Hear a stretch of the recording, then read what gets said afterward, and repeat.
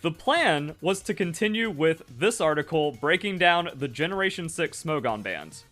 Problem: I might have stumbled into the deepest rabbit hole that exists for any one Pokemon in the entire franchise. There was so much more going on with Aegislash than people realized, and it's really crazy. Don't worry, we're going to talk about Mega Kangaskhan. We're going to go even deeper on this list. If you missed the first video, recommend checking it out. Description down below, YouTube card, all that fun stuff. And if you enjoyed this video, don't forget to leave a like, share it with your friends, and comment your thoughts down below. The Smogon history of bans and also just like competitive Pokemon performance is absolutely insane, and that's why you gotta share it with everyone. Watch the video. This kind of information needs to get out there. So, in that video, I said, hey, I remember a forum post about Aegislash that went into the ban logic, and it talked about like centralization and lack of autonomy and stuff, and I can't find it anymore. A lot of people sent me this. I found this. This isn't the article, unless it was like edited, but I don't think it was. Maybe it was like somewhere in this post and I lost it forever. Or maybe it seems like it might have actually been a different forum thread that got like taken down or is login only and it's kind of been lost to time. So kind of started here, but then in my search for the original Aegislash thread, I found this. It's actually the Pokemon X and Y ban history, which does things kind of weird. So this article did it in alphabetical order and not chronological order, so it kind of made talking about the decisions a little weird in the exact context. But then I found, you know, this right here where we actually have the direct ban history. So there were some quick bans, then we had Mega Lucario being the first test in February. After that, we had April for some swagger shenanigans, that got banned. We also had Baton Pass, that getting banned in June, taking quite a bit of time for the Baton Pass ban. And then August was when the Aegislash ban went through. Almost a year of this Pokemon bubbling up and creating problems for the Pokemon community, but just barely getting banned. And as I revealed in my last video, there were some shenanigans with the vote, that the ban decision was delayed as people were actually changing their votes. So it seems like it might have actually been rigged to get Aegislash banned, and then after that, Smogon just fell apart, became ban happy, and a complete joke. It was already a joke before, but I think all the problems with Smogon kind of go to the Aegislash decision and all the controversy around Aegislash being a ban-worthy Pokemon or not. And then the rabbit hole goes wild, but let's just kind of see what they had to say in this like quick little retrospective about it. Aegislash was one of the most dominating presences OU has ever seen. I've got a video coming up about Mega Lucario. Get ready for that. Big hype, notification, subscribe button. Also, a major announcement coming up for the month of August. And in that video, I kind of exposed how they just lied for their ban decisions, that what they said about Mega Lucario was just objectively false. So now we can actually see this. One of the most dominating presences with a 22% usage. This is 3-month usage stat for June 2014.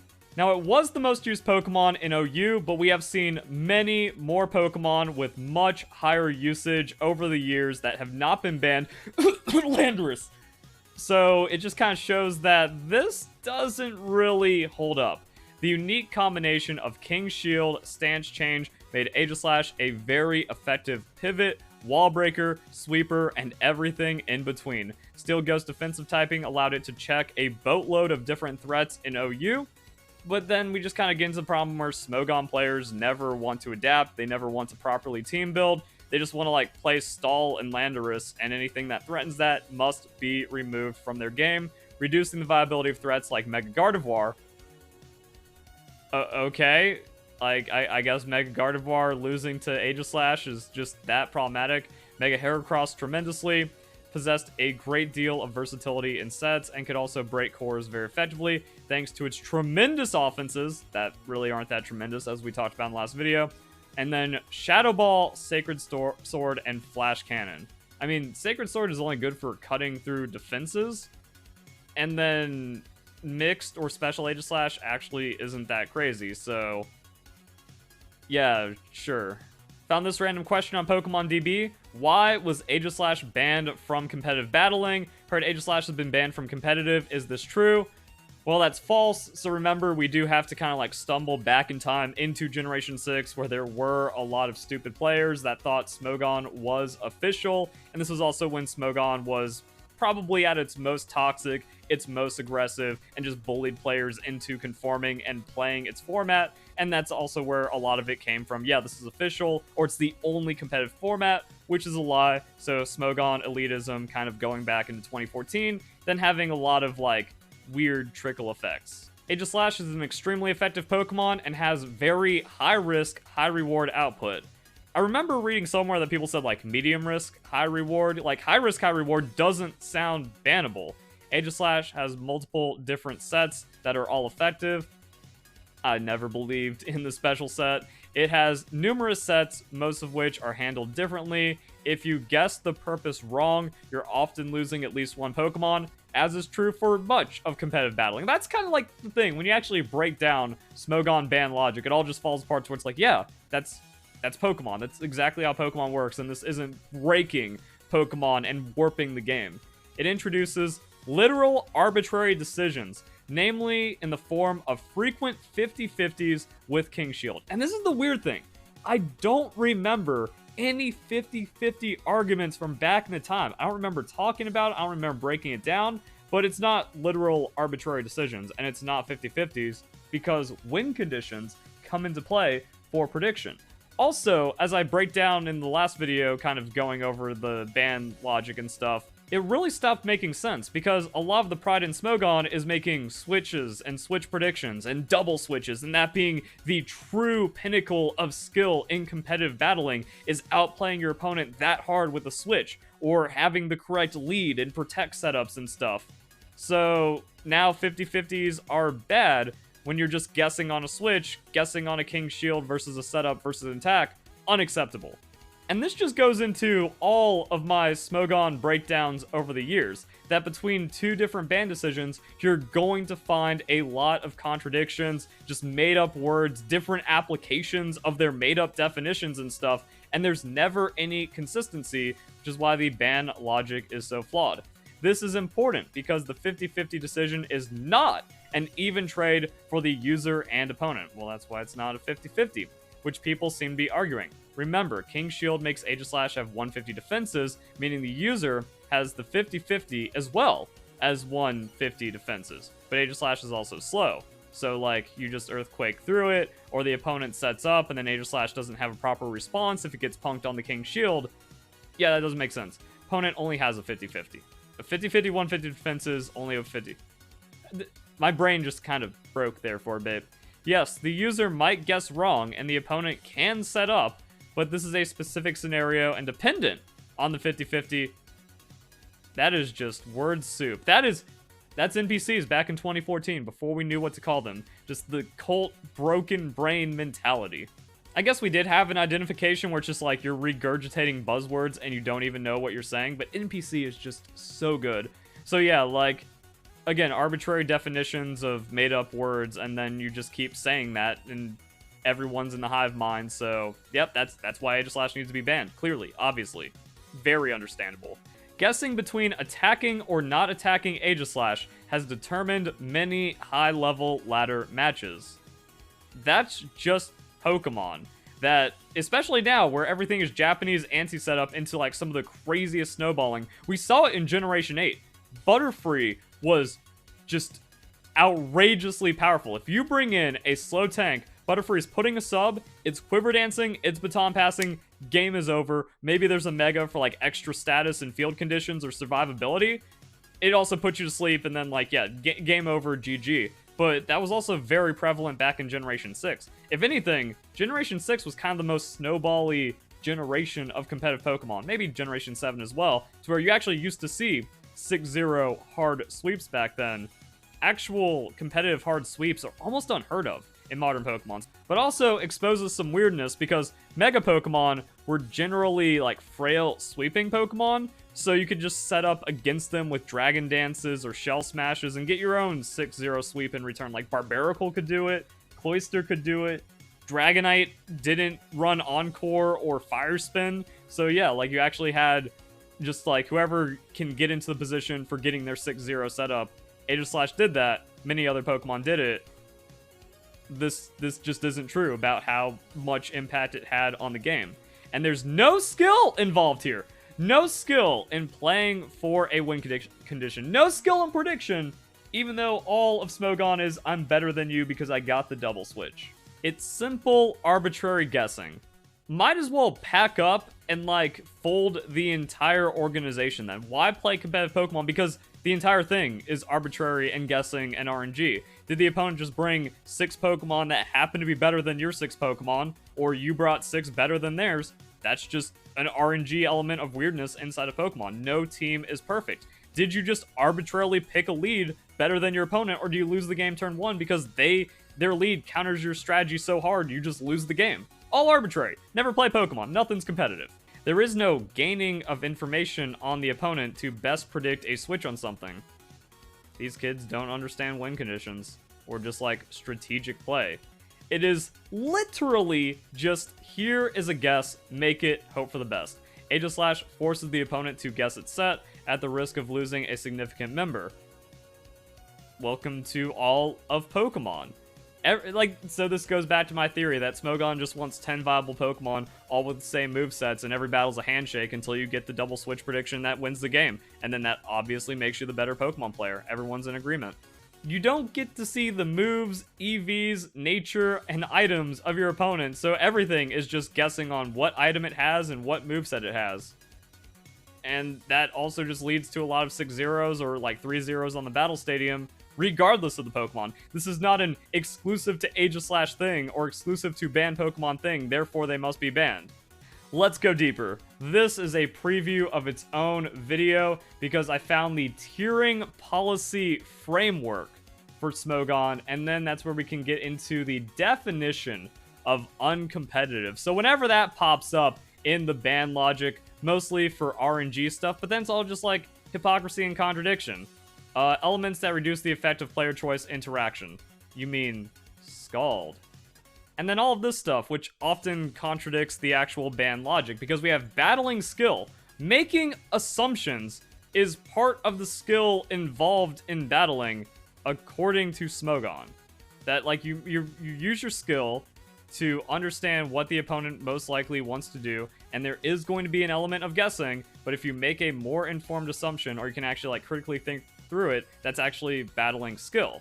So yeah, I found this during the Aegislash rabbit hole, and we get to talk about that for its own video.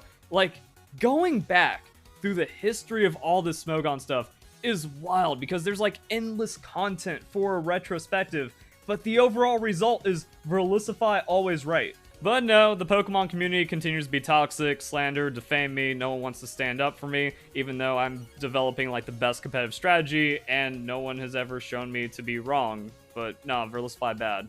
Sadly, it's just the same NPC stuff as the actual ban logic. They only know hate with me, they've only been taught hate with me, but they don't have any arguments outside of that. And then things just get even weirder with Aegislash, because there's an article about the post-Aegislash metagame. That Aegislash was so overwhelming, so dominant, that it needs its own talk about its removal. You know, with the 22% usage. Maybe it peaked up to like 25% or something. Even then, no matter what, Aegislash was never more used than a lot of Pokemon that we see throughout the history of Smogon and even today. Where are we at today, boys? Oh, look at it. 42% on the Great Tusk, Dragapult, King Gambit, Golden Go, Samurott. Top 5, higher than the overwhelming presence of Aegislash that needs its own breakdown of what to do now that Aegislash is gone. The banning of Aegislash has had an enormous effect on the OU tier as the center of the tier. It's just nonsense regurgitated rhetoric. That it was the most important Pokemon. It was the most oppressive, overwhelming Pokemon. There's nothing you could do about it. Therefore, it was the center of the tier. And centralizing limited viability, centralizing effectiveness of many Pokemon that could otherwise be enormous threats. Okay, then you counterplay around Aegislash and then you remove it. Now you have your enormous threat that the opponent isn't ready for. Or just develop the meta and team build and pull up Pokemon from lower tiers that actually stop Aegislash. This article details some of these improved Pokemon that you can capitalize on in the post-Aegislash OU metagame. That important of a Pokemon, it's just crazy. And then giving grades. You know what I gotta say though? Like, people actually cared about competitive Pokemon back then and would do these kinds of analyses. Now, Smogon generally being really wrong and having like false logic, but at least they tried. You know, no one's caring about Pokemon this much now with competitive Pokemon or anything. They're just all hacking and then like stealing hatch rental teams and not developing anything for themselves and not even trying to improve or trying to work things out about the game, except for me. But like, there was effort put in. And it, even though it's like weirdo stuff in retrospect, like, wow, yeah, pre-Aegislash Ban, B+, post-Aegislash Ban, A on Mega Metacham, and then like B+, A+, B+, A+, on the Terrakion and some other Pokemon. Unranked on the Jirachi, but restricted mythical, so we skip it. Starmie. It was in the... People made art! People made art about it. There's our boy Starmie. Honorable mentions. Look at all these Pokemon that get to exist now because Aegislash is gone. Wait, you just played Diet Aegislash because Aegislash was that powerful. But that's not the end of it. We have a case study for Aegislash that just keeps going and going and taking in all the arguments and going. Is it the end or is it? New world, looking to the future, conclusion. There is more discussion in this article about a single Pokemon than we have seen for entire seasons in Pokemon Scarlet and Violet. I don't know where to be, because that, in retrospect, the bans make even less sense than we thought and really aren't defensible, so I don't have respect there. But I feel a different kind of respect growing because they actually cared enough about Pokemon to even make, like, long-form misguided discussions. This is freaking stupid. My friend had been texting me. Now, remember, people would actually talk to each other about competitive Pokemon and engage. X and Y was truly the renaissance. Everyone cared in their own way and actually, like, tried to make Pokemon work for them. We haven't seen it since, which is really sad.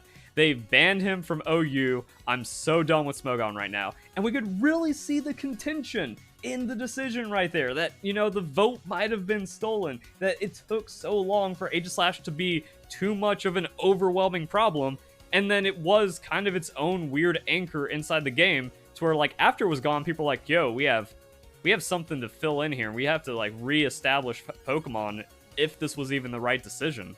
I think this is also further proof about my theory that it's where it went all wrong for Smogon, and then they just became ban-happy and a joke, and they burned off more people with every decision, and then, like, Generation 8, oh yeah, you ban the gimmick, so you're just kind of proving you're casual and bad at the game, and then Generation 9 has been complete nonsense, and you can kind of track it all the way.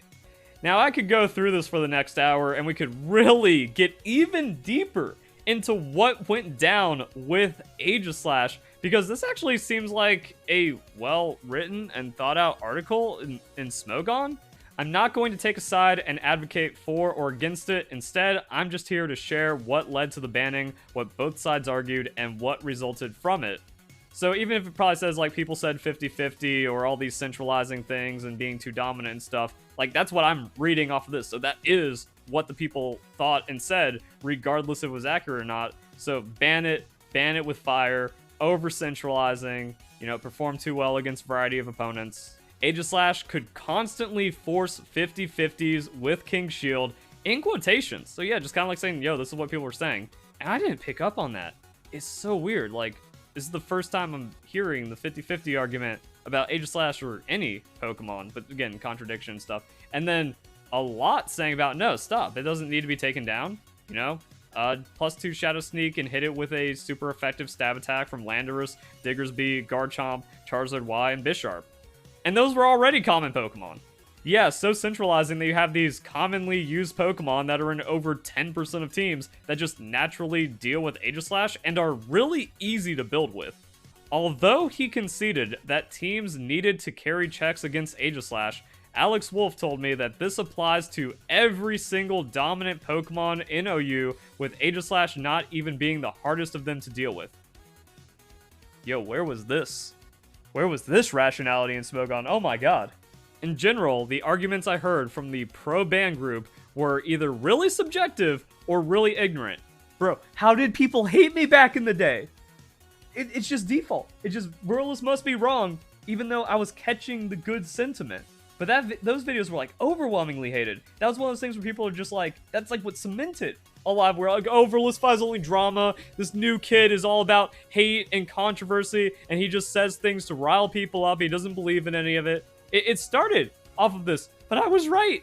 And I was even like, and people agreed with me. I would hate Smogon less if there was actually reasonable people coming out of it and speaking up about this. Beating it is very much possible. Aegislash is nothing like Swagger. King's Shield uses as much probability as Protect with the added vulnerability to moves such as Taunt. Also, you could like hit through it with status. So you had more options, and that also meant like you didn't have to completely cripple your team to run something to deal with Aegislash. Aegislash had many limitations that kept it balanced. And this is another really interesting thing, because modern Pokemon design for like Generation 8, Generation 9, even a little bit of Generation 7, like with the Ultra Beast and stuff, is that Pokemon are way overtuned, but have a very just hard stop weakness to the Pokemon. Aegislash was kind of the beta test for that, but now that that's just what Pokemon is, and there's still a lot of Pokemon being used today, with all the power creep and stuff that existed in Generation 6, it just kind of seems like, yeah, it's just underdeveloped. It's bad players that want their casual game mode where they're coddled and they just need everything to get banned because they don't want to deal with any problems.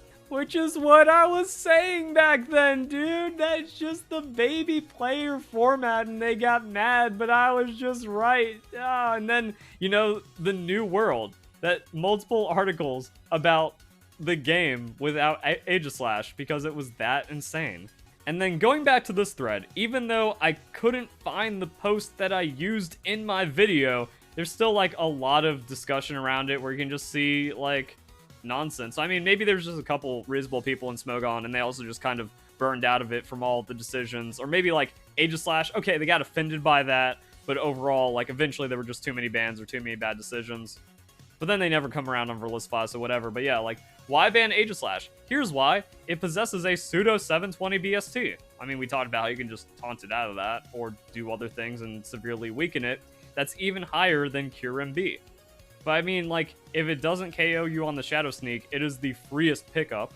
Aegislash has a great typing offensively and defensively. Ghost only has one resist, one immunity. King's Shield makes it impossible to trap outside of Bisharp, which can still be outsped and KO'd with a fast Sacred Sword set. While we're talking about King's Shield, 50-50 once again. And then just kind of like, boo-hoo, I'm bad and can't beat it, so ban. However, in my own personal opinion and experiences, I found that beating Aegislash has never proved to be a challenge at all. Maybe that's just me, though. And this is like kind of things I'd say. It's like, well, I also just haven't had a problem with it. Now, yeah, on the surface, that's not a good look. It's a weak argument to go, well, I never have a problem with it, therefore it's not a problem. But with Pokemon, you can kind of go deeper and make that argument make sense. And that was what I was getting at with a lot of my videos and like anti-Smogon ban logic at the time. That as a skilled player that understood the game, had really well-rounded team building, and also a good understanding of win conditions, both mine and my opponents, I didn't have any problems with any of the Pokemon that got banned. So when you kind of get to that point, it is skill issue. You are not a good enough player to play around certain Pokemon. And as we break down the ban logic, we can find that none of them warranted a ban. And it's also like goes into the tiering policy. Skill, team building skill, assessing and dealing with threats. Because we see that on the usage stat. It's not like, oh, once a Pokemon hits over 20% usage in OU, it gets banned. Because that would actually just like completely ruin everything, because there's always just going to be something that floats to the top. However, that's effectively what Smogon does in a weird way. They don't go by the raw usage stats. They just kind of go by emotions. This Pokemon makes me feel bad. Well, you remove that, there's just going to be a next Pokemon that makes you feel bad. And then you're just turboing through the entire meta and banning everything. Wow, it all started with Aegislash. Building towards a strategy or strategies. Creativity, which is weird because creativity is ignorance, according to the actual Smogon philosophy. And that's also another thing that people say. It's like, well, I don't want to have to be creative and build around this Pokemon, therefore ban it instead. But according to Smogon's own policy, it is an element of skill to have good team building and even creativity inside of that. So you are the more skillful player that finds less trouble with the common threats or the things that need to be banned. And then this contradiction and nonsense makes me lose respect for Smogon all over again. And posts like this. Comments like this always concern me, because in cases where the Pokemon isn't blatantly and obviously broken, so going back to elitism philosophy about Smogon, great. They're the skilled players, they know better than you, therefore they can identify the obviously broken Pokemon like Mega Kangaskhan, Mega Lucario as examples of Pokemon that were inarguably overpowered. And this is where you just deal with like the unstoppable ignorance and NPC hive mind behavior of the Smogon community. Right here, 2014, average sentiment. Maybe even majority sentiment. I've seen a lot of people refer to their own lack of difficulty with the Pokemon in question in considering whether or not it's ban-worthy.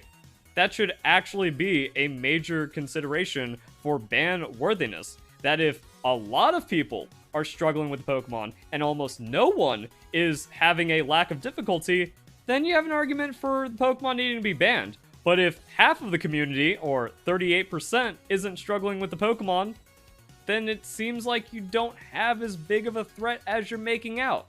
All this comment reads is skill issue.